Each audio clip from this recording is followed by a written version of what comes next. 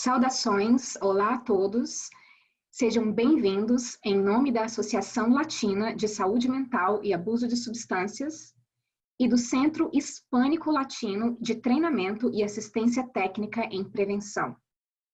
Convidamos vocês para a conferência web intitulada HIV, Hepatite C e Abuso de Substâncias na Comunidade Latina. Meu nome é Fabrícia Prado e eu sou psicóloga brasileira e trabalhadora social clínica licenciada no estado da Geórgia, nos Estados Unidos, e vou estar apresentando a vocês a versão traduzida por mim para o português dessa webconferência que foi originalmente apresentada em inglês, tendo como anfitriã a senhora Dolca Zelaya, co-diretora do projeto do Centro Nacional Latino-Hispânico de Treinamento e Assistência Técnica de Prevenção, PTTC. Antes de apresentá-los à palestrante de hoje, aqui estão algumas breves instruções. Essa conferência foi gravada e arquivada para futura reprodução. Ao término da apresentação, haverá uma sessão de perguntas e respostas que foi gerada na apresentação ao vivo em inglês. E eu também as traduzi para apresentar aqui. Há perguntas interessantes e estaremos fornecendo as respostas que foram dadas pela palestrante no momento da webconferência ao vivo. Também será solicitado que você complete uma breve pesquisa ao final deste webinar. Esta é uma avaliação de satisfação e é importante para o trabalho que o PTTC faz e oferece a oportunidade de melhorar os esforços de treinamento. Embora o PTTC não forneça crédito para educação continuada para este evento, pretendem fazê-lo em breve em eventos futuros. Essa tradução são as palavras na íntegra da anfitriã, a senhora Dolca Michele Zelaya, e também da apresentadora de hoje, Coti Pérez. Vamos começar apresentando a Associação Nacional Latina de Saúde Mental e Abuso de Substâncias, NALBA, por suas siglas em inglês. É uma organização sem fins lucrativos localizada no Novo México.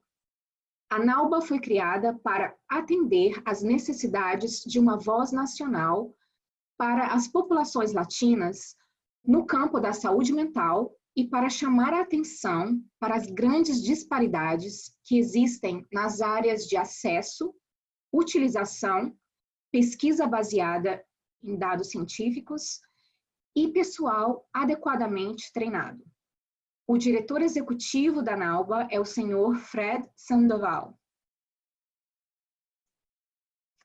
O NLH-PTTC, Centro Hispânico Latino de Treinamento e Assistência Técnica em Prevenção, faz parte da rede PTTC, que é um recurso internacional multidisciplinar para profissionais na área de prevenção. Fundado em 1993 pela Administração de Serviços para Abuso de Substâncias e Saúde Mental, ou SAMHSA, a rede PTTC é composta por 10 centros regionais nacionais, 6 centros internacionais de HIV, financiados pelo PEPFAR, 2 centros de áreas de enfoque nacional e um escritório de coordenação das redes. Juntas, a rede atende a todos os 50 estados dos Estados Unidos, Distrito de Colômbia, Porto Rico, Ilhas Virgens Americanas, Ilhas do Pacífico de Guam, Samoa Americana, Palau, Ilhas Marshall, Micronésia e Ilhas Marianas. Os ATTCs internacionais do HIV atendem ao Vietnã, Sudeste Asiático, África do Sul e Ucrânia. Aí você pode ver um mapa dos PTTCs que são baseados nos Estados Unidos. O PTTC Nacional Hispânico e Latino tem um foco nacional para as comunidades hispânicas e latinas e a força de trabalho que presta serviços a essas comunidades. E aí, nesse próximo slide, vocês podem ver a equipe do PTTC Hispânico e Latino, que conta com o Dr. Pierluigi Mancini, que é o diretor do projeto, Priscila Guiamassi, assistente administrativa executiva, e Dolca Michele Zelaya, coordenadora do projeto. Mais uma vez, lembrando que vamos pedir-lhes para preencher uma breve avaliação ao final deste webinar. Essa pesquisa de avaliação é muito importante para garantir o trabalho que o PTTC faz e para que eles possam também garantir financiamento para continuar esse trabalho. Por favor, tome um momento para fazer a pesquisa assim que terminarmos. Agora é hora de apresentar a nossa estimada colega, Clotilda Pérez Espinosa, Coti, como a chamamos com carinho. Coti nasceu em Lima, Peru, e veio para os Estados Unidos em 1986. Graduou-se na Universidade do Alabama, em Birmingham, em estudos internacionais e espanhol. Coti é especializada no planejamento e implementação de programas de prevenção e educação do HIV em comunidades latinas e afro-americanas. Ela tem trabalhado nos últimos 14 anos com diferentes organizações como diretora do programa de HIV e hepatite C e abuso de substâncias chamado Vida Life, na CETPA, uma organização sem fins lucrativos que oferece educação, tratamento e prevenção ao abuso de drogas e tratamento de saúde mental para a comunidade latina na Geórgia. Ela também trabalhou com organizações como Positive Impact, o Departamento de Saúde do Condado de Fulton e o Centro Médico da Universidade do Alabama como intérprete médica. E agora ela está trabalhando com uma organização de prevenção da violência doméstica. Coti faz parte do Conselho do Latino Link, uma organização sem fins lucrativos, e fornece e faz referências à comunidade latina na área de saúde e assistência jurídica.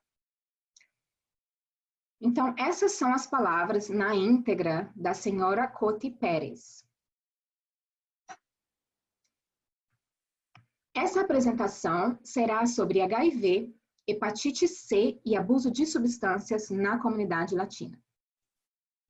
O HIV é um vírus que se espalha através de certos fluidos corporais e ataca o sistema imunológico do corpo, especialmente as células CD4, também chamadas de células T. Ao longo do tempo, o HIV pode destruir tantas dessas células que o corpo perde sua capacidade de combater infecções e doenças. As células CD4 são células especiais que ajudam o sistema imunológico a combater infecções. Quando o HIV é deixado sem tratamento, ele reduz a quantidade de células CD4 no corpo. E este dano ao sistema imunológico dificulta o combate a infecções e doenças oportunistas. Os cânceres oportunistas ou infecções enfraquecem o sistema imunológico e são um sinal de que a pessoa tem AIDS. Uma pessoa tem AIDS quando eles contraem infecções perigosas ou tem um número extremamente baixo de células CD4. A AIDS é a fase mais grave da infecção pelo HIV e, eventualmente, acaba causando a morte. Infecções oportunistas são infecções que ocorrem com mais frequência ou são mais graves em pessoas com fraqueza do sistema imunológico em comparação com aqueles com sistema imune saudável. O primeiro grupo de pessoas inclui pessoas com HIV. Infecções oportunistas são causadas por uma variedade de germes, vírus, bactérias, fungos e parasitas. Os germes que os causam se espalham de várias maneiras. Por exemplo, através do ar, secreções corporais, água ou alimentos contaminados. Aqui estão vários exemplos de algumas das infecções oportunistas mais comuns em pessoas positivas a AIDS nos Estados Unidos. E são infecção pelo vírus da herpes simples, uma infecção viral que pode causar úlceras dolorosas ou em torno da boca, genitais ou ânus, infecção por salmonela, uma infecção que afeta os intestinos causada por bactérias, candidíase ou Candida albicans ou monilha, uma infecção da boca, esôfago, brônquio, traqueia, pulmões ou vagina, causada por fungos. Toxoplasmose, uma infecção que pode afetar o cérebro, causada por parasitas. Sem tratamento, geralmente leva 10 anos para alguém com HIV desenvolver AIDS. O tratamento retarda os danos causados pelo vírus e ajuda as pessoas infectadas a se manterem saudáveis por várias décadas. Na minha experiência de trabalho com a comunidade latina na área de HIV e AIDS, tenho observado que em nossa comunidade, a maioria não sabe distinguir entre HIV e AIDS e só associa o nome AIDS com comportamentos sexuais promíscuos. Portanto, quando estamos em público, há uma recusa em receber até mesmo literatura educacional para prevenir AIDS e HIV.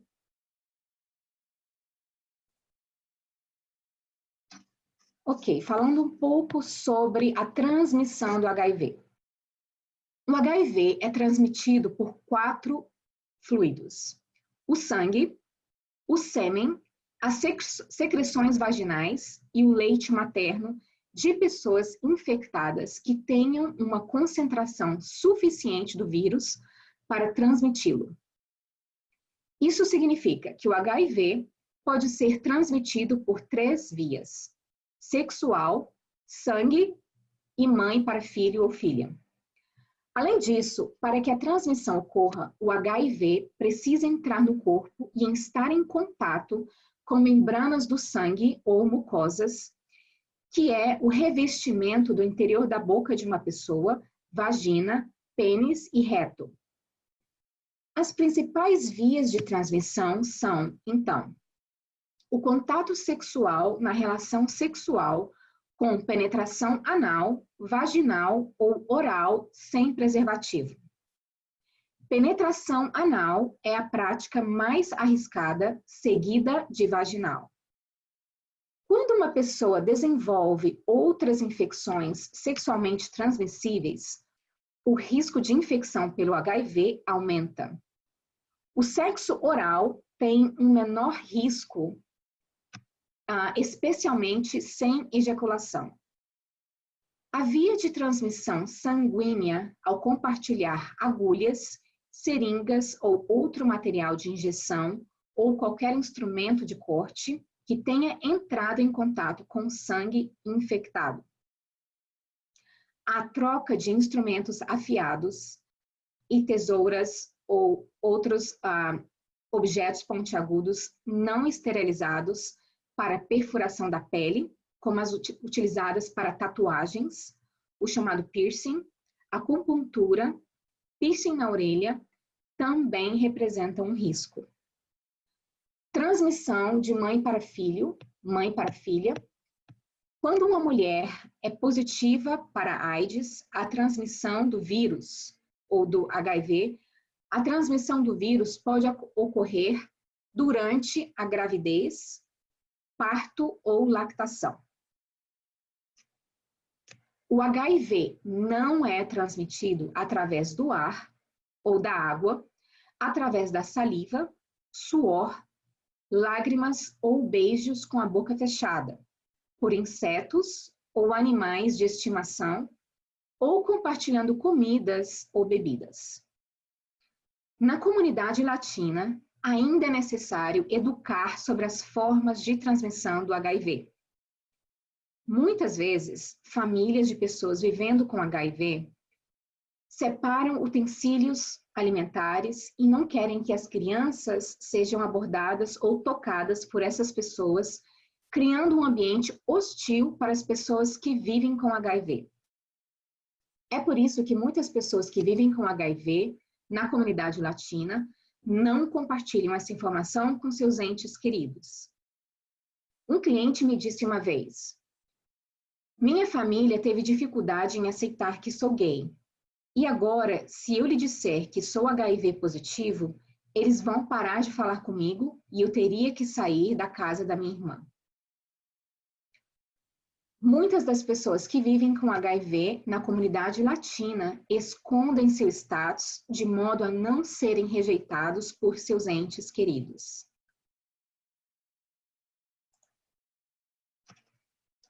O HIV entre os latinos. O vírus da deficiência imunológica humana é uma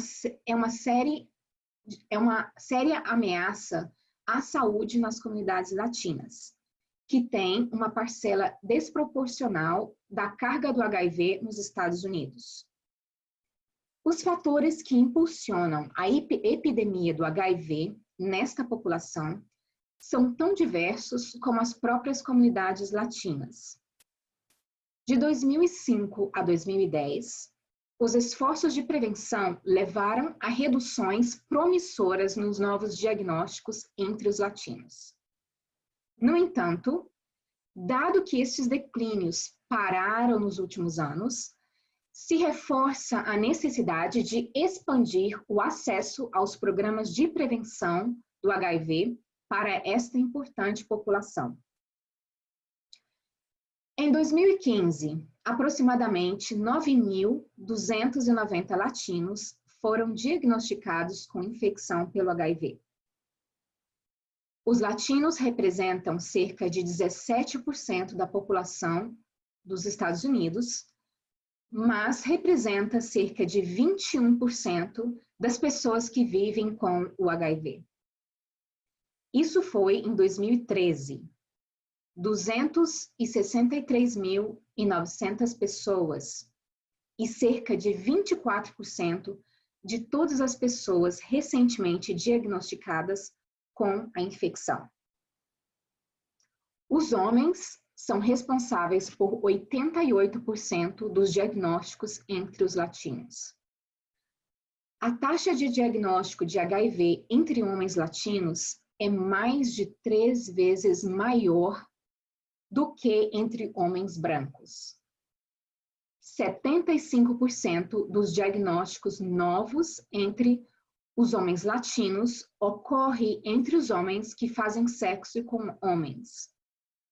Embora os novos diagnósticos de HIV em todos os homens que fazem sexo com homens se estabilizaram entre 2010 e 2014, os diagnósticos entre os homens que têm sexo com homens latinos aumentou 13% durante o mesmo período.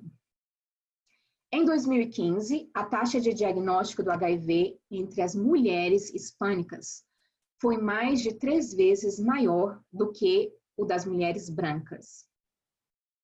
Se as taxas atuais continuarem, aproximadamente 1 em cada 48 homens latinos, 1 em cada 227 mulheres latinas e 1 em cada 4 homens latinos gays e bissexuais serão diagnosticados com HIV durante sua vida, de acordo com projeções do Centro de Controle de Doenças, o CDC. Há também diferenças regionais consideráveis da distribuição do HIV entre os latinos nos Estados Unidos. Por exemplo, a taxa de diagnósticos de HIV é maior entre os latinos em estados do Noroeste, embora o contato sexual masculino seja um modo predominante de transmissão entre todos os latinos com diagnóstico recente de HIV, os latinos do Noroeste são mais propensos a serem infectados pelo uso de drogas intravenosas do que aqueles em outras regiões. Latinos no Sul, com um diagnóstico de HIV, são mais propensos a serem infectados pelo contato sexual entre homens do que os latinos no Norte. A AIDS continua a reivindicar a vida de muitos homens e mulheres latinas. Desde o início da epidemia, mais de 100 mil latinos morreram com a AIDS. O tratamento do HIV ajuda as pessoas com HIV a levar uma vida saudável e impede que o vírus seja transmitido aos seus parceiros. No entanto, muito poucos dos latinos vivendo com HIV recebem os cuidados e tratamento de que necessitam. O CDC estima que dos aproximadamente 263.900 latinos vivendo com HIV em 2003, 85% sabiam de seu status. Ok. Então, voltando. Então, além disso, um estudo recente do CDC sugere que entre os latinos que receberam um diagnóstico, 54% alcançaram a supressão viral. Ou seja, o vírus é controlado em um nível que ajuda a pessoa a se manter saudável e reduz o risco de transmissão. Fatores complexos que aumentam o risco incluem a alta prevalência de doenças sexualmente transmissíveis e taxas de HIV mais elevadas. Os dados mostram que o fardo das doenças sexualmente transmissíveis entre os latinos é alto, já que doenças sexualmente transmissíveis colocam a pessoa em maior risco de contrair infecção pelo HIV. A alta prevalência de doenças sexualmente transmissíveis pode contribuir para uma maior incidência de HIV entre mulheres e homens latinos. Além disso, taxas desproporcionais de HIV entre os latinos e alta prevalência de HIV em comunidades latinas aumenta as chances de que os latinos encontrem um parceiro sexual ou faça parceria com quem usa drogas injetáveis infectadas pelo HIV, o que representa um risco para eles. Fatores sociais e econômicos. As realidades sociais e econômicas da vida de alguns latinos, incluindo pobreza, discriminação, falta de acesso aos cuidados de saúde, podem aumentar o risco de HIV. As barreiras linguísticas também podem afetar a qualidade dos cuidados oferecidos. O estigma. Perdão, vamos continuar. Então, agora falando sobre o estigma. O estigma relacionado ao HIV e à homossexualidade pode contribuir para a disseminação do HIV nas comunidades latinas. Em algumas comunidades, o valor cultural do machismo pode gerar relutância em reconhecer comportamentos sensíveis e arriscados, como o contato sexual entre homens e o abuso de substâncias. O medo de revelar comportamento de risco ou orientação sexual pode fazer com que os latinos não procurem ser testados ou procurem prevenção e apoio de família e amigos. Como resultado, muitos latinos não têm informações cruciais sobre como prevenir a infecção.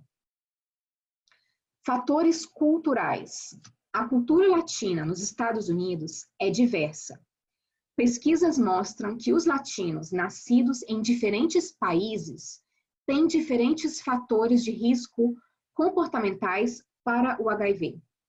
Por exemplo, os dados sugerem que os hispânicos nascidos em Porto Rico são mais propensos do que os outros hispânicos a contrair HIV por meio de injetar drogas ou contato heterossexual de alto risco. Por outro lado, o contato sexual com outros homens é a principal causa de infecção pelo HIV entre homens nascidos em lugares como México e os 50 estados dos Estados Unidos. Latinos são geralmente diagnosticados em um estágio posterior da doença, às vezes quando o HIV já se tornou AIDS. Prevenção do HIV. O HIV é prevenido por ter relações sexuais apenas com um parceiro que não esteja infectado pelo HIV e, por sua vez, esse parceiro não faz sexo com outras pessoas usando um preservativo masculino ou feminino corretamente ao ter relações sexuais com penetração, seja vaginal, anal, ou pessoas que estão infectadas ou que não sabem se estão. Os preservativos previnem a transmissão do HIV, outras infecções sexualmente transmissíveis e gravidezes indesejadas. Então, como podemos prevenir o HIV?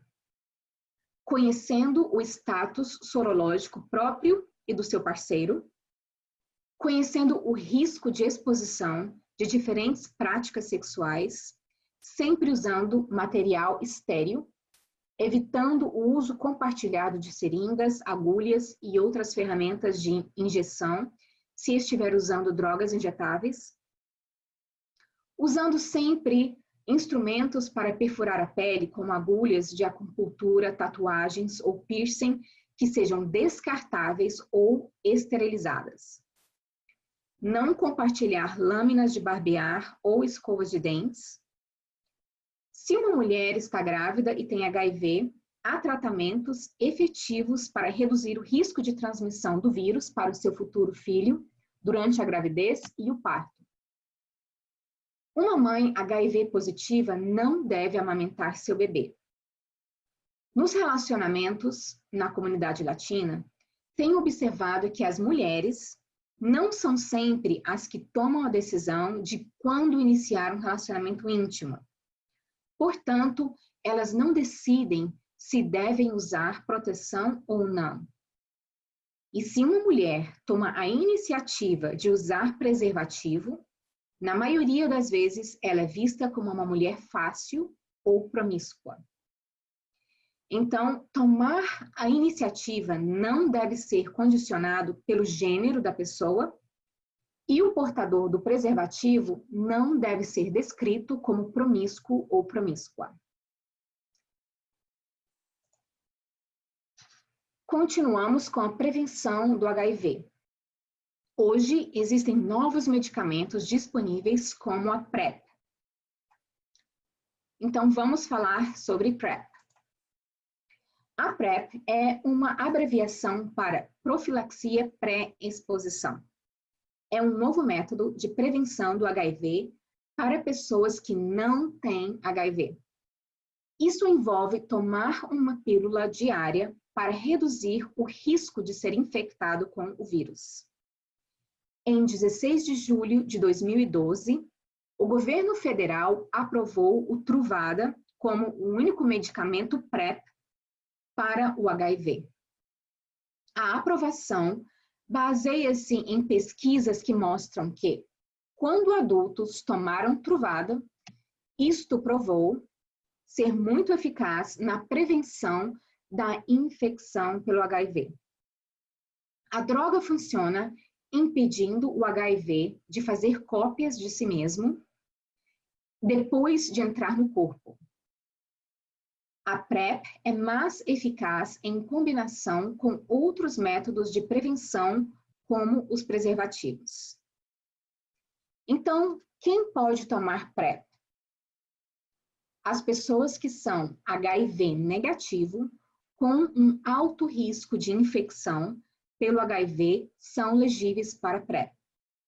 A PrEP foi projetada para ser usada em pessoas HIV negativas que apresentam um dos seguintes critérios.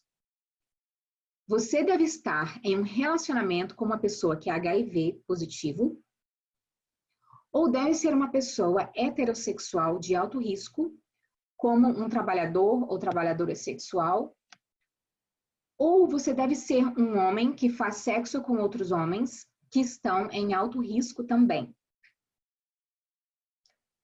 Uma pessoa está em alto risco se nos últimos 12 meses teve relações desprotegidas com um parceiro que é HIV positivo ou cuja condição ele ou ela não sabia. Ou se ele ou ela tinha clamídia, gonorreia ou sífilis e teve mais de 10 parceiros sexuais, ou usou poppers, as chamadas metanfetaminas. A PrEP não pode ser tomada se você já tiver o HIV. Ser positivo e tomar Truvada pode causar o seu HIV a sofrer mutação e tornar-se resistente ao tratamento medicamentoso. Ou, se você é HIV negativo e é infectado quando toma PrEP, sua cepa de HIV pode se tornar resistente a medicamentos. Estas infecções podem ser difíceis de tratar e o vírus resistente pode contaminar outras pessoas. Se uma pessoa está considerando tomar PrEP, deve consultar seu médico se está grávida ou planejando engravidar, se está amamentando ou tiver problemas renais, ósseos ou hepáticos, especialmente hepatite, mesmo que tenha sido no ano passado. Estudos têm mostrado que a PrEP reduz o risco de contrair o HIV por via sexual em aproximadamente 99% quando tomado diariamente. Entre as pessoas que usam drogas injetáveis, a PrEP reduz o risco de contrair o HIV em pelo menos 74%, quando tomados diariamente. A nível nacional, o número de PrEP aumentou de 8.778 em 2012 para 77.120 em 2016. Isso representa um aumento médio anual de 73% em cada um desses 4 anos, de acordo com novos dados publicados em aidsvu.org, um site de HIV executado em conjunto com Rollins School of Public Health da Emory University e Gilead Sciences, que fabrica a pílula. Gilead disse aos analistas financeiros em julho de 2017 que 136 mil pessoas nos Estados Unidos estavam tomando a PrEP, também conhecida pelo nome de sua marca Truvada. Entretanto, há várias disparidades étnicas e raciais grandes em seu uso, com muito menor aceitação entre aqueles registrados no Medicaid de minorias, comparado aos brancos americanos não latinos. Essa disparidade também existe em todo o país, com o uso desproporcionalmente baixo da pílula de prevenção do HIV entre negros, não hispânicos e latinos. Cerca de 44% das pessoas que poderiam se beneficiar da PrEP em 2015 eram afro-americanas, mas apenas 1,4% delas, cerca de 7 mil dos cerca de 500 mil, tinham receita médica para a PrEP, de acordo com um novo estudo divulgado no mesmo ano pelo CDC. Em um período de tempo semelhante, 1/4 das pessoas que poderiam ter beneficiado da PrEP, quase 300 mil, eram latinas, mas apenas cerca de 3% delas, ou 7.600, tinham prescrições da PrEP, de acordo com esse estudo. Entre os brancos não hispânicos candidatos à PrEP, 14% tinham prescrições. Ou seja, as disparidades no uso do prevenir o HIV também são geográficos. Quase metade de todos os usuários da PrEP vivem em 5 estados, que compõem 37% da população do país, incluindo Califórnia, Flórida, Nova York, Illinois e Texas, de acordo com o estudo. A maioria dos novos diagnósticos de HIV, 52%, são registrados no sul dos Estados Unidos. PrEP é profilaxia pós-exposição. Significa tomar medicamentos antirretrovirais após a exposição ao HIV para prevenir a infecção. A PrEP só deve ser usado em situações de emergência e deve ser iniciado dentro de 72 horas após a possível exposição ao HIV. E os medicamentos devem ser tomados 1 ou 2 vezes por dia durante 28 dias. PrEP é eficaz na prevenção do HIV quando administrado corretamente, mas ainda não é 100% eficaz. Portanto, ao tomar o medicamento, você deve continuar a usar preservativos com parceiros sexuais e seguir as práticas de injeção segura. Se uma pessoa acredita que foi recentemente exposta ao vírus HIV, através de relações sexuais, ou compartilhando agulhas ou instrumentos de compartilhamento de drogas, ou se foi vítima de agressão sexual, ou se é um profissional de saúde que foi exposto ao vírus no trabalho, converse com o seu médico de pronto-socorro sobre a PrEP imediatamente. Em nossa comunidade latina, pouco se sabe sobre a PrEP. E se eles sabem ou ouviram, eles acham que podem comprá-lo em uma farmácia sem receita. É aí que a desconfiança do sistema de por que uma avaliação médica é necessária antes de começar a tomar PrEP. A situação atual de imigração faz com que muitas pessoas que se beneficiariam da PrEP não vão aos serviços médicos e possam, por sua vez, receber o tratamento. O teste de HIV. Fazer o teste para o HIV é o primeiro passo na prevenção. Recomenda-se que as pessoas entre as idades de 13 a 64 anos sejam testadas pelo menos 1 vez por ano, como parte de seus cuidados médicos de rotina. Para pessoas de alto risco, o teste de HIV é recomendado a cada 3 a 6 meses. Recomenda-se fazer o teste se a pessoa está grávida ou está planejando engravidar. Se eles realizaram sexo inseguro, o que significa penetração anal, vaginal, sem preservativo, com parceiros desconhecidos, se tinham infecção por HIV, tem compartilhado material de injeção para uso de drogas, sofria de uma infecção sexualmente transmissível, sofria de tuberculose ou hepatite. Eles usam 3 tipos de testes para diagnosticar a infecção pelo HIV. Teste de anticorpos, testes de antígeno e anticorpos e testes de ácido nucleico. Sempre nas comunidades, os clientes se perguntam: quanto tempo leva para detectar cada teste de infecção pelo HIV? Essa resposta varia porque cada um tem um período silencioso diferente. O período de silêncio é o tempo entre o tempo da possível infecção por HIV de uma pessoa e o momento em que um teste permite detectar com precisão a infecção com este vírus. O teste mais comumente usado quando você está no campo fazendo trabalho comunitário é o teste de anticorpos.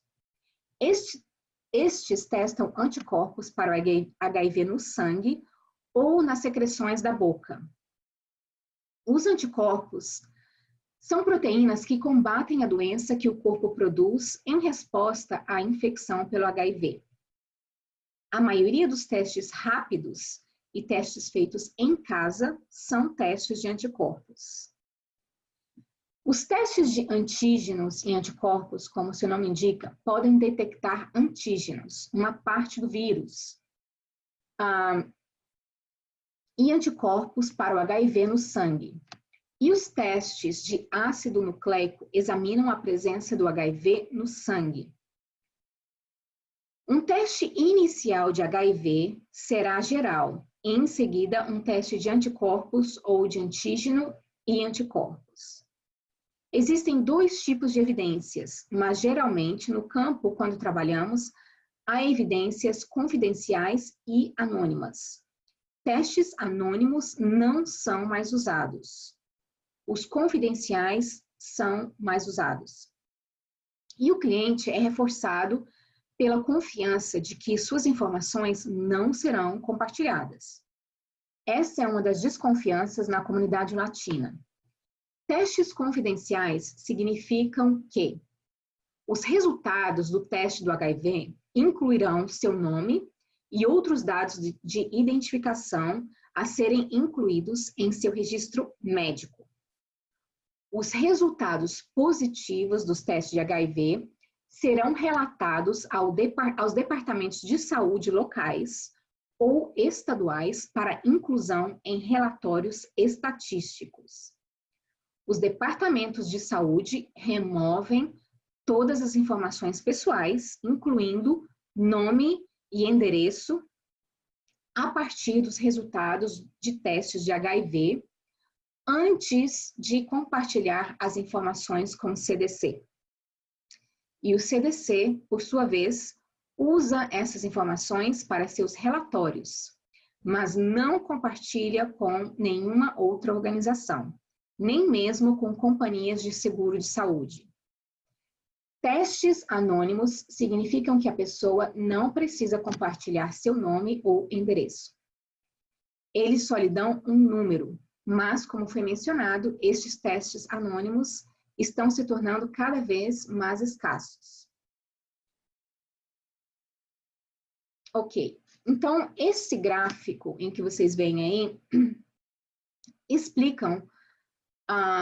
eles usam esse gráfico para explicar aos clientes, às pessoas que estão usando desses serviços de prevenção, ou quando já são diagnosticadas com o HIV.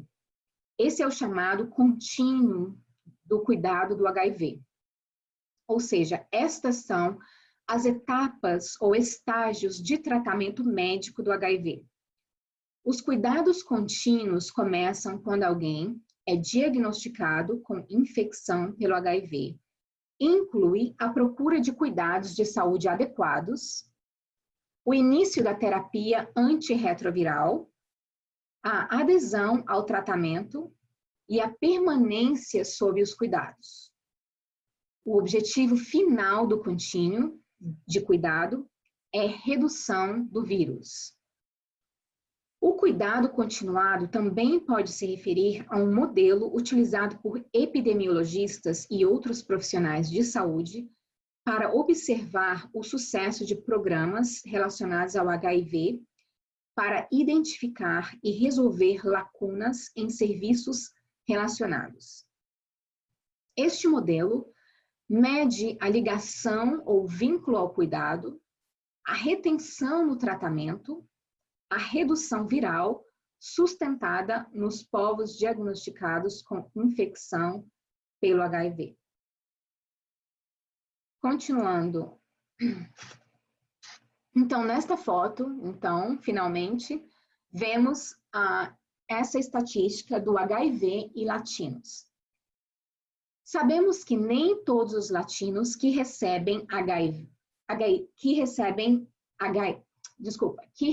são diagnosticados com HIV recebem os cuidados de que necessitam. 83% deles foram encaminhados para atendimento médico. 55% permaneceram em tratamento. 44% foram capazes de receber medicamentos para HIV, mas o resultado final é de 35% a 36% deles tiveram uma baixa carga viral. Ou seja, existem lacunas entre esses serviços. Há lacunas de tratamento, porque muitas vezes os clientes não têm os serviços adequados para completar todas as fases de seu tratamento. E, ao final, não conseguimos os resultados que precisamos com a comunidade latina. Muitas vezes eu ouvi, quando eu estava lidando com clientes HIV positivos, que me diziam: eu preciso conseguir um emprego primeiro para que eu possa continuar indo para as minhas consultas com o médico. Ou eu tenho que ter certeza que tenho comida primeiro para continuar o tratamento do HIV. Porque muitos dos medicamentos têm que ser tomados com as refeições. Então, por isso, o resultado não é igual ao princípio de que começa com 83% e acabamos com 35% que alcançaram uma baixa carga viral. Pois bem, continuando, HIV entre latinos e abuso de substâncias. Como o maior grupo minoritário nos Estados Unidos, os hispânicos são desproporcionalmente afetados pelo HIV e AIDS. Em 2013, como vocês podem ver aí, os hispânicos representavam cerca de 17% da população dos Estados Unidos, ou seja, 54 milhões de pessoas. No entanto, eles constituíram 23% dos casos de HIV e AIDS no mesmo ano.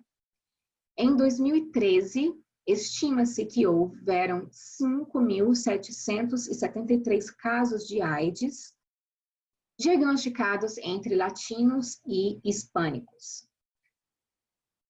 Desde o início da epidemia, aproximadamente 125.051 latinos morreram de AIDS. Mulheres hispânicas. O HIV e AIDS vem se espalhando pelos métodos mais comuns de transmissão, que são o contato heterossexual de alto risco e o uso de drogas injetáveis. Em 2013, 86% das latinas vivendo com HIV e AIDS foram infectadas por ato heterossexual. Entre os homens latinos que vivem com HIV, o modo de transmissão mais comum é o contato sexual com outro homem. Em 2013, 72% de todos os hispânicos vivendo com HIV e AIDS nos Estados Unidos relataram contato sexual homem-homem como uma categoria de transmissão. Cerca de 1 em cada 10 latinos, ou 10% dos casos diagnosticados entre latinos hispânicos em 2013, foram atribuídos ao uso de drogas injetáveis, incluindo 3% dos casos de homens que têm sexo com homens e homens que injetam drogas. Adolescentes latinos hispânicos nos Estados Unidos enfrentam obstáculos únicos que ajudam a explicar sua taxa desproporcionalmente alta de infecção pelo HIV. Em 2013, estima-se que 2.045 jovens de 24 anos e crianças foram diagnosticados com HIV nos Estados Unidos, o que representa 20% de todo o diagnóstico de infecção nessa faixa etária. Substâncias comumente utilizadas no risco de infecção pelo HIV. O primeiro que encontramos é consumo de álcool excessivo. E você pode pensar, mas por quê? Especialmente porque se diz, porque se há o consumo excessivo do álcool, digamos, por exemplo, durante todo o fim de semana, isso pode ser um importante fator de risco para a transmissão do HIV, porque está ligado a comportamentos sexuais de risco e entre pessoas com HIV. Isso também pode prejudicar o resultado no tratamento. Os opioides, que são uma classe de medicamentos para reduzir a dor, incluindo medicamentos prescritos, bem como heroína. Eles se associam com o alto risco de transmissão do HIV, como compartilhar agulhas quando infectadas e ter também relações sexuais arriscadas. E têm também sido associadas a um surto recente de HIV. Metanfetaminas, ou meth, têm sido associadas com comportamentos sexuais arriscados que colocam as pessoas também em maior risco de infecção pelo HIV. Isso pode ser injetado, o que também aumenta o risco de transmissão se as pessoas compartilham agulhas. Cocaína ou crack é um estimulante que pode criar um ciclo em que as pessoas esgotam seus recursos rapidamente e procuram maneiras de obter a droga, incluindo a troca de sexo por drogas ou por dinheiro, o que aumenta o risco de infecção pelo HIV. O uso de nitrito de amilo, os chamados poppers, também tem sido associado a comportamentos sexuais de risco e uso de drogas ilegais e doenças sexualmente transmissíveis entre homens gays e bissexuais. Continuando, agora vamos falar sobre HIV e hepatite C na comunidade latina. Os cientistas identificaram o vírus da hepatite e os designaram pelas letras A, B, C, D e E. Todos causam doença hepática, como distinguido por várias características importantes. O vírus da hepatite A está presente nas fezes de pessoas infectadas e é frequentemente transmitido pelo consumo de água contaminada ou alimentos, também por certas práticas sexuais. Em muitos casos, a infecção é leve e a maioria das pessoas vai se recuperar totalmente e ganhar imunidade contra infecções futuras deste vírus. No entanto, as infecções pelo vírus da hepatite A podem ser graves e com risco de vida. A maioria dos habitantes das partes do mundo em áreas subdesenvolvidas com saneamento deficiente foram infectadas com vírus. Vacinas seguras e eficazes estão disponíveis para prevenir a infecção pelo vírus da hepatite A. O vírus da hepatite B é transmitido pela exposição ao sangue, sêmen e outros fluidos corporais infecciosos. E ele também pode ser transmitido da mãe infectada para o bebê no nascimento ou por um membro da família infectado para o bebê. Outra possibilidade é a transmissão através de transfusões de sangue e células sanguíneas contaminadas, injeções com instrumentos contaminados durante intervenções médicas e uso de drogas injetáveis. O vírus da hepatite B também representa um risco para os profissionais de saúde quando esses profissionais sofrem perfurações acidentais durante o trabalho. Existe uma vacina segura e eficaz para prevenir também a infecção pelo vírus da hepatite B. O vírus da hepatite C, por sua vez, é sempre transmitido pela exposição ao sangue contaminado, que pode suceder através de transfusões de sangue e derivados contaminados, injeções com instrumentos contaminados durante intervenções médicas e uso de drogas injetáveis. A transmissão sexual também é possível, mas muito menos comum. Não há vacina contra a infecção pelo vírus da hepatite C. As infecções pelo vírus da hepatite D só ocorrem em pessoas infectadas com o vírus da hepatite B. A infecção simultânea por ambos os vírus pode causar uma infecção mais grave e ter um resultado pior. Vacinas seguras e eficazes contra a hepatite B fornecem proteção contra a infecção por hepatite D. O vírus da hepatite E, por sua vez, como o vírus da hepatite A, é transmitido pelo consumo de alimentos ou água contaminados. O vírus da hepatite E é uma causa comum de surtos de hepatite em áreas em desenvolvimento e é cada vez mais conhecida como uma das principais causas de doenças nos países desenvolvidos. Vacinas seguras e eficazes foram obtidas para prevenir vírus da hepatite E, mas não têm uma ampla distribuição.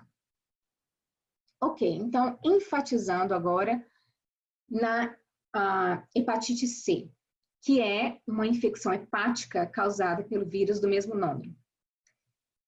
Enfatizando, então, a hepatite C por transmissão com o vírus HIV. A infecção pelo vírus da hepatite C pode ser uma doença aguda, de curto prazo ou crônica de longa duração.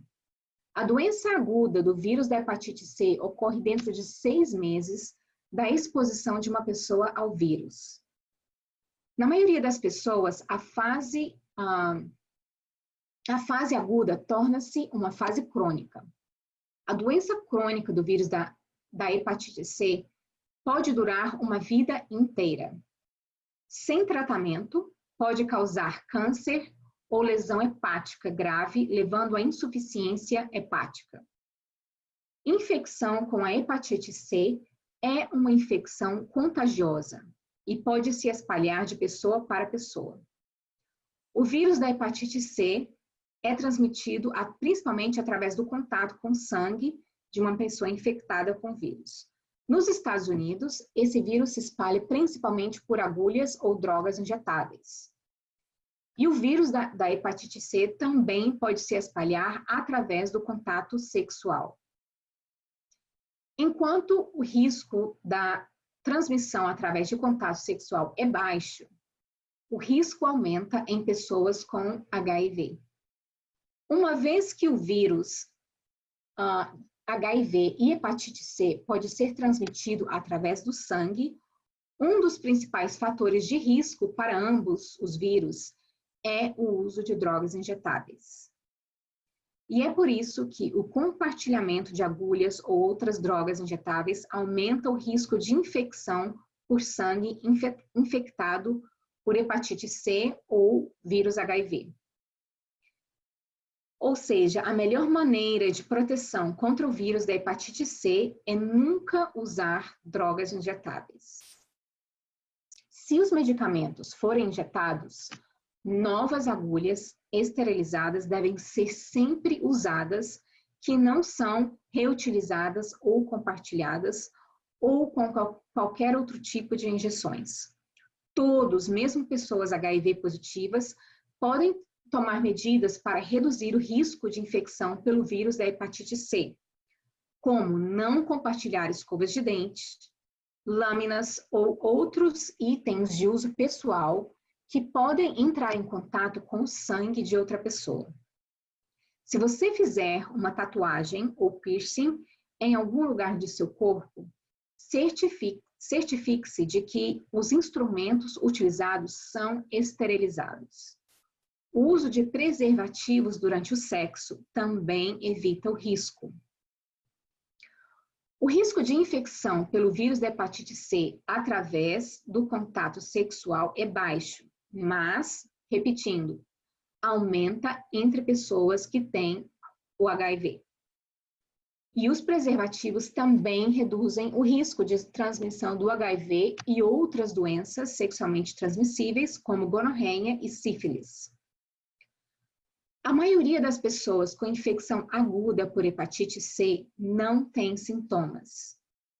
No entanto, algumas podem ter sinais desta infecção logo após obtê-los.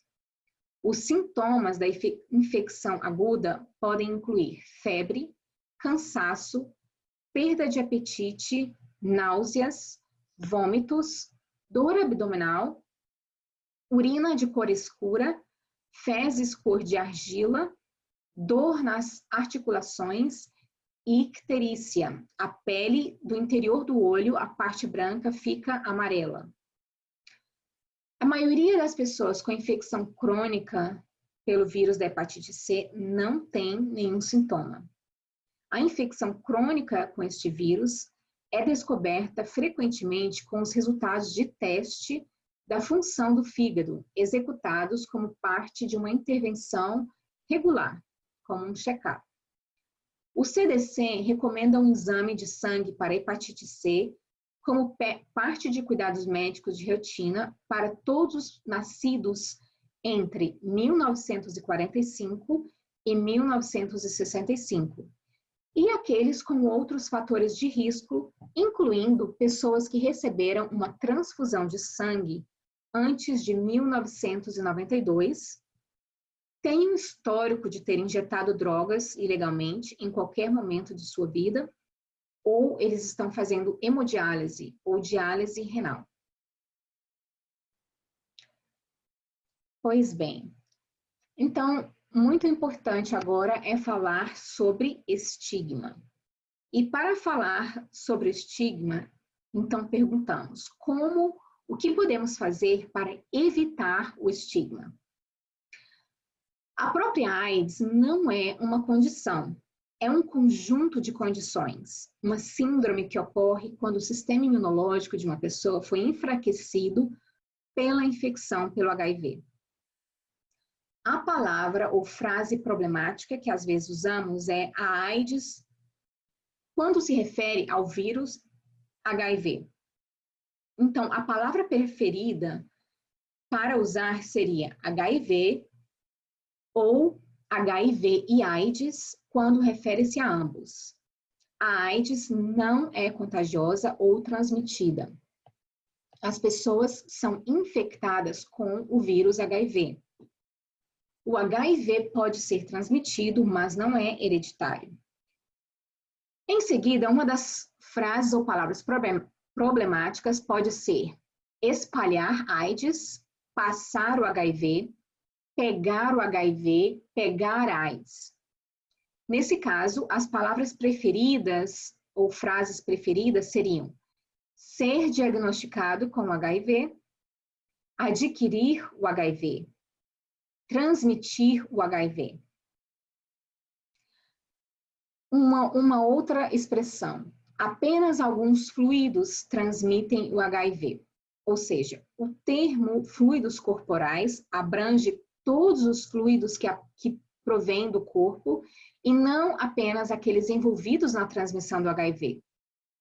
Então, é bom ser o mais específico possível. Então, também, em grande parte da literatura, vemos palavras ou frases que são problemáticas, como fluidos corporais. E as palavras preferidas nesse caso são sangue, líquido amniótico, sêmen, pré-ejaculação, fluidos vaginais, fluidos retais e leite materno. Ou seja, sendo mais específicos. Algumas pessoas com HIV sentem que esses termos implicam que eles não têm poder ou controle sobre suas vidas. Outros termos pouco úteis para definir negativamente as pessoas que vivem com HIV por causa de sua condição. Esses termos também segregam as pessoas que vivem atualmente com HIV. Então, nesse sentido, as palavras problemáticas seriam vítimas, sofredores, contaminados ou doentes. As palavras preferidas seriam pessoa vivendo com HIV, pessoa vivendo com AIDS. O termo paciente implica um estado constante de doença, que pode ser confuso e desmoralizante. Fora do contexto clínico, uma pessoa não é um paciente. Então, a palavra conflituosa e problemática seria paciente com HIV, paciente com AIDS ou paciente. E a palavra ou frase preferida, então, seria pessoa com AIDS ou pessoa com HIV, pessoa vivendo com HIV, pessoa HIV positiva. Uma pessoa não é HIV. Uma pessoa não é a AIDS. Uma pessoa vive com HIV. Uma vez infectado com o vírus, recebe o diagnóstico do HIV. A palavra nesta ocasião problemática seria positiva ou aidético. Portadores de HIV ou AIDS. E a palavra preferida ou as palavras preferidas seriam pessoa HIV positiva, pessoa com HIV ou AIDS. Então, são alguns detalhes, mas que são muito importantes de serem corrigidos para falar sobre o HIV, monitorando essa questão do estigma. E as barreiras? As barreiras que encontramos na comunidade latina. Cerca de 1 em cada 3 hispânicos tem conhecimento limitado do inglês, o que representa uma das maiores barreiras que temos em nossa comunidade. Cerca de 1 em cada 4 hispânicos vive abaixo da linha de pobreza em comparação com a raça branca não hispânica. Cerca de 1 em cada 3 não terminou o ensino médico, que aqui é o chamado high school. Então, a partir disso vem o não entender os serviços de saúde disponíveis em suas áreas. Cobertura inadequada de seguro de saúde para hispânicos tem uma taxa muito alta no grupo racial hispânico nos Estados Unidos, o que pode resultar em perda de oportunidades de fazer o teste de HIV, bem como o teste e tratamento da hepatite para abuso de substâncias, tratamento ou encaminhamento de saúde mental, atraso na participação dos cuidados, menor adesão aos tratamentos, tanto de HIV quanto aos tratamentos de abuso de substâncias, e acesso limitado aos serviços preventivos. Também são várias barreiras enfrentadas pela comunidade latina e hispânica. Falando um pouco sobre as barreiras linguísticas. Em muitos lugares latinos e hispânicos, o inglês não é a língua principal. Na verdade, pesquisas indicam que cerca de 1/3 dos latinos nos Estados Unidos têm proficiência limitada em inglês. Então, com as barreiras linguísticas, pode tornar-se especialmente difícil para as pessoas terem acesso a serviços primários e detecção preventivos. Isso pode interferir na adesão aos medicamentos e pode também resultar em uma comunicação incompreendida entre pacientes e provedores. Outra barreira é a desconfiança no serviço de saúde, como mencionamos anteriormente.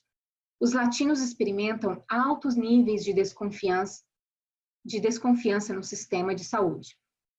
Embora a confiança nos profissionais de saúde esteja associada a melhores resultados de saúde para as pessoas com HIV, os níveis mais baixos de confiança podem reduzir a probabilidade de visitas clínicas e resultar em redução do uso e adesão a medicamentos antirretrovirais. A baixa consciência dos fatores de risco do HIV, como mencionado anteriormente, e a percepção de fatores de risco, embora não seja um caso exclusivo das comunidades hispânicas e latinas, o estigma, o medo, a discriminação, a homofobia também têm efeito cascata sobre o conhecimento do HIV e acesso aos serviços médicos.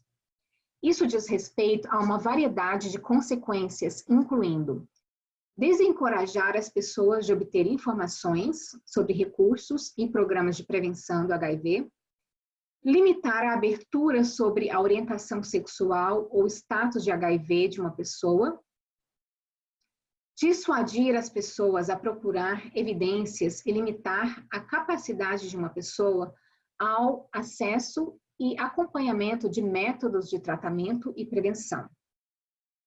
Os serviços de transporte também são uma barreira, pois eles não estão disponíveis ou são muito escassos em muitas áreas onde vivem as pessoas latinas em todo o país. O uso de táxi ou Uber não representa algo que a comunidade latina pode simplesmente pagar. É geralmente muito caro e, como mencionei anteriormente, o medo de que as informações pessoais sejam compartilhadas com os serviços de imigração ainda existe.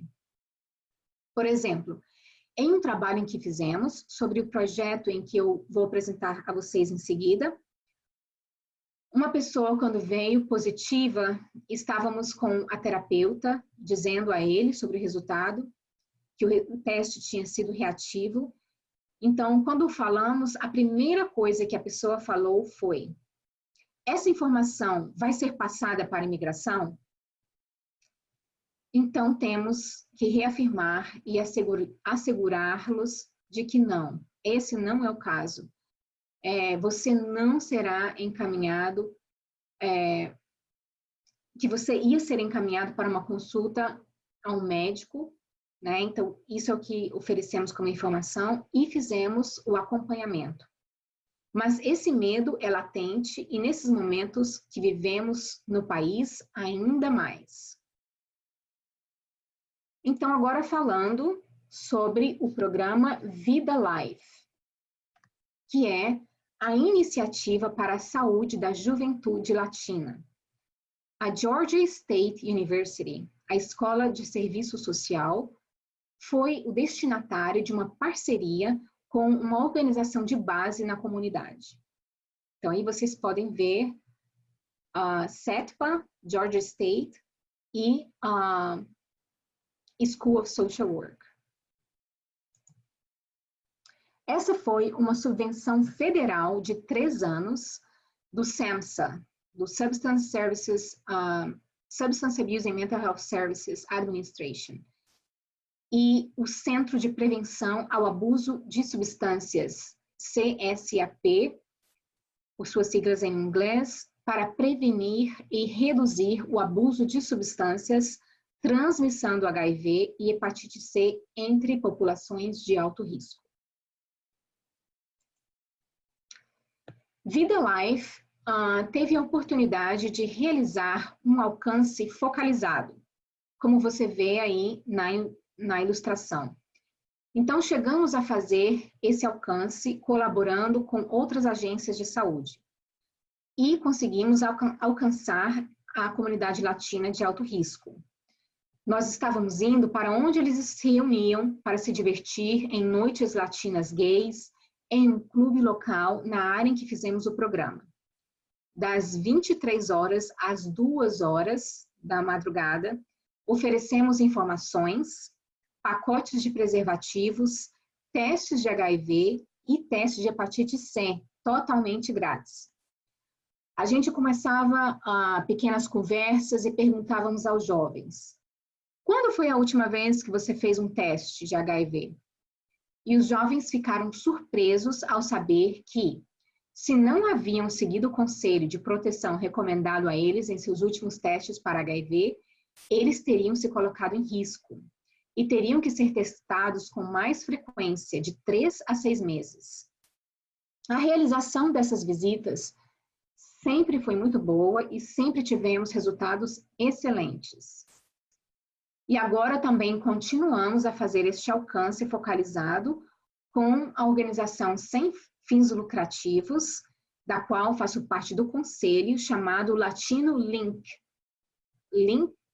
L-I-N-Q. Continuamos a ir com colegas deste grande voluntariado e que temos na área de Atlanta para o mesmo clube para oferecer testes gratuitos de HIV. A aceitação dos jovens sempre foi muito boa, eles aceitam a conversa, eles aceitam os testes e eles têm muitas perguntas sobre a PrEP. Muitos ainda não sabem que a PrEP está disponível, mas eles têm que ir a uma consulta e ver se eles podem ser candidatos à PrEP.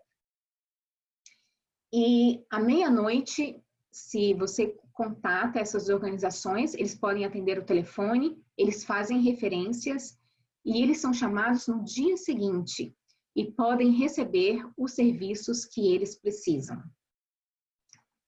O programa Vida Life também focalizou na Universidade do Estado da Georgia, Georgia State University. E também podíamos aí direcionar a comunidade em geral. Na fotografia que vocês veem aí à esquerda, é uma apresentação que fizemos no Consulado do México. E pela primeira vez, o Consulado do México abriu as portas para que sejamos capazes de falar sobre a realidade da comunidade LGBTQ na área metropolitana de Atlanta. Os obstáculos que enfrentamos e os obstáculos enfrentados por eles, por essa população, por vezes, por exemplo, para irem obter as suas IDs no consulado. fomos capazes de enfatizar que os jovens hispânicos experimentam altos níveis de violência, acesso a drogas, álcool, acesso limitado a instituições educacionais de boa qualidade, bem como o uso desproporcional de substâncias, de drogas. No entanto, quando os jovens são expostos a múltiplas fontes de apoio, com os valores relacionados com a centralidade familiar, como a coesão familiar ou familismo, a mídia social positiva, eles são menos propensos a usar drogas e são mais propensos a valorizar a escola e a participar de atividades comunitárias. Então, aqui nas fotografias do lado esquerdo, temos a visita às escolas secundárias. Temos o que foi introduzido em Atlanta, na área metropolitana de Atlanta, da qual estávamos envolvidos. E nos deu muito orgulho poder envolver uma ampla parte da comunidade latina. O que proporcionamos? Em primeiro lugar, proporcionamos o quadro estratégico de prevenção e também o aconselhamento consultivo, um conselho de administração. Quando o programa veio do SAMHSA em nossas mãos, não tínhamos o nome Vida Life. O conselho consultivo e o conselho de administração foram capazes de mudar o nome do programa para Vida Life. Tivemos memorandos de acordos com organizações estaduais e locais, com coalizões latinas, as chamadas CHISPAs, e Latino Link. Usamos intervenções baseadas em evidências científicas. O No Excuses, ou Sem Desculpas, é uma intervenção que fomos capazes de usar com jovens latinos com idades entre 18 e 24 anos. Oferecemos testes de HIV e hepatite C em locais tradicionais e não tradicionais, bem como em bares, o clube que aqui nos oferecemos de meia-noite até algumas horas da manhã, mas também em feiras de saúde, nas clínicas, onde fomos convidados a fazer divulgações na comunidade. Estabelecemos e mantivemos colaborações eficazes e duradouras. Também criamos anúncios de mídia nas rádios locais latinas e em programas de rádio latina que vieram para a nossa comunidade. Avisos de serviço público. E também criamos estratégias de prevenção de alto impacto. Pois bem, e por outro lado, o que aprendemos? Além do que fizemos, de nosso alcance à comunidade, aprendemos que a força de trabalho de prevenção, quando as organizações se reúnem, pode ser uma força de trabalho de prevenção muito boa. Claro que temos que ser bilíngues e biculturais para que a população acredite em nós e falemos como eles. Explicamos aos jovens que a cultura é prevenção. Cuidar de si é prevenção. A importância do quadro estratégico de prevenção. Fomos capazes de usar isso em todo o seu conteúdo no momento em que criamos o programa, quando reinventamos o programa Vida Life. Tínhamos competência cultural. Não só aprendemos, mas usamos humildade cultural, porque podíamos chegar aos clientes onde eles estavam, podíamos chegar à população onde ela estava. Implementamos currículos e estratégias baseadas em evidências científicas, como o programa Sem Desculpas. Fizemos adaptações culturais, praticamos o autocuidado. As pessoas que investem, fomos capazes de explicar que as pessoas que passam mais tempo sem seu autocuidado e assumem mais responsabilidades por sua saúde, têm melhores resultados. As coalizões comunitárias era algo que mantivemos e mantemos até agora. Essa colaboração, até agora, é muito forte. o acesso à informação em nossa própria língua e as referências continuam sendo usadas como os programas que temos de voluntariado. O quadro estratégico para a prevenção. Isso é o que tenho certeza de que muitos dos programas onde você trabalha e nós trabalhamos, fomos capazes de utilizá-lo. Foi assim que criamos os nossos programas e conseguimos levá-lo à comunidade. Então, isso é de alto valor. Então, nesse slide, vocês podem ver aí na tela uma lista de recursos que usamos e você também pode usá-los para encontrar informações que estão disponíveis a todos. Informações gerais que temos criado. E isso é muito importante também. Fizemos também um anúncio de serviço público em uma rádio local. A CETPA, como mencionamos anteriormente, a organização que tivemos, com a qual trabalhamos, tem um clube de intervenção onde os jovens estão criando uma pequena rádio e eles mesmos nos serviram usando suas próprias vozes. Então, também criamos esses anúncios em rádio de serviço público, que também foi muito útil. Um pouco mais de recursos, vocês podem ver aí. E agora, vamos iniciar a parte de perguntas e respostas, que é bem curta. E vou pedir que vocês, então, aguardem até o final dessa pequena parte de perguntas e respostas.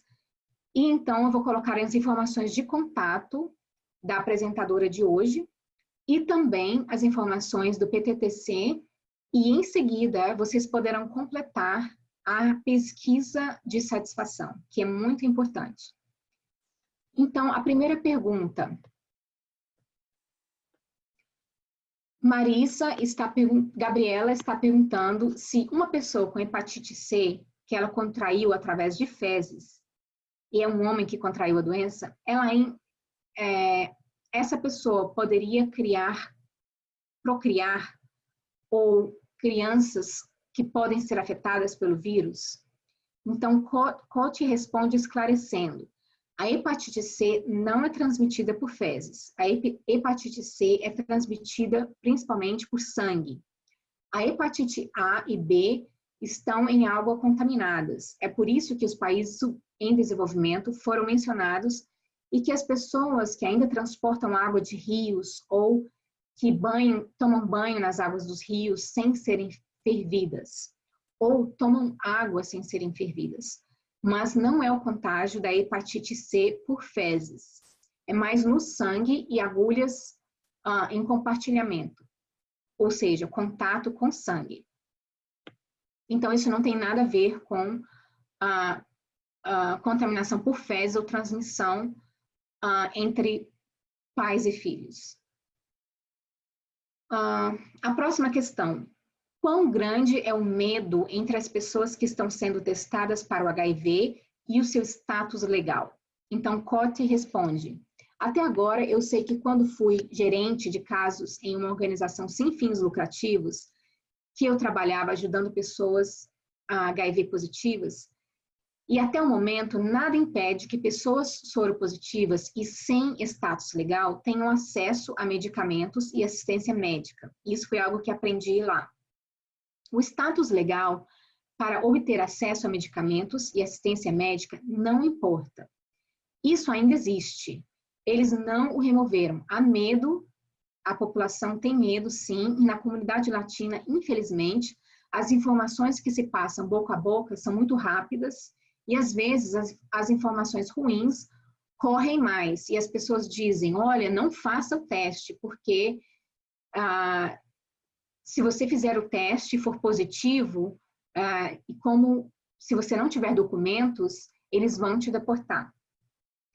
Isso é totalmente falso. Eu moro aqui em Atlanta há 19 anos e fomos capazes de encaminhar pessoas que eram positivas sem documentação legal para tratamento. Então, foram essas as perguntas, haviam mais, mas por questão de tempo não puderam continuar. E então agora eu vou colocar para vocês aqui uma tela em que Coty compartilhou sobre oportunidades gratuitas para treinamento. Então aí ela está dizendo que isso oferece um entendimento básico e é online, é de graça e leva 5 horas para ser concluído. Você pode fazê-lo em sua própria programação. E no final, eles vão ter um certificado de participação. Então, isso é um recurso adicional para você, para todos que trabalham no departamento de prevenção. Então, vocês podem depois solicitar, se vocês não podem ter acesso a essas informações. E você pode também entrar em contato direto com a apresentadora desse seminário, que foi Coty Pérez Espinosa. E aí estão as informações dela. E aqui vocês têm as informações do PTTC Nacional Hispânico e Latino. E vocês também podem entrar em contato direto. E agora, esse é o lembrete para avaliação. E, mais uma vez, muito obrigado por estarem participando dessa conferência web e por permanecerem até o fim. Espero que vocês tenham aprendido muito e tenham um ótimo dia. Muito obrigada.